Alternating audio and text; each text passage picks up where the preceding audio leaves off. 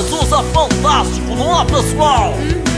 Ah, Jesus é lindo mesmo! Além de amar toda a humanidade, ele presenteou muita gente fazendo milagres.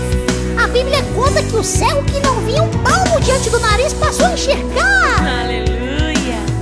Jesus andava por toda parte fazendo bem, curando os doentes e expulsando os demônios também. Ele contava as boas notícias da salvação que Deus tem, o amor, a paz, o perdão dos pecados, descanso para os cansados.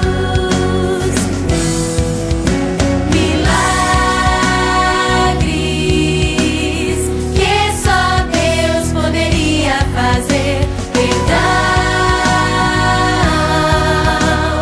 que só Deus poderia oferecer.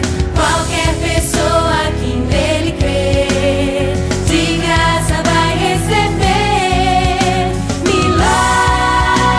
Milagres que só Deus poderia fazer, perdão que só Deus poderia oferecer. Qualquer pessoa que nele crer, de graça vai receber. Tá na Bíblia! Jesus curou também aquela mulher doente. Isso aí! E o povo que morria de fome, no milagre de amor, ganhou muito pão e peixe. Pura verdade! E até aquela mulher cheia de pecados recebeu perdão! Milagres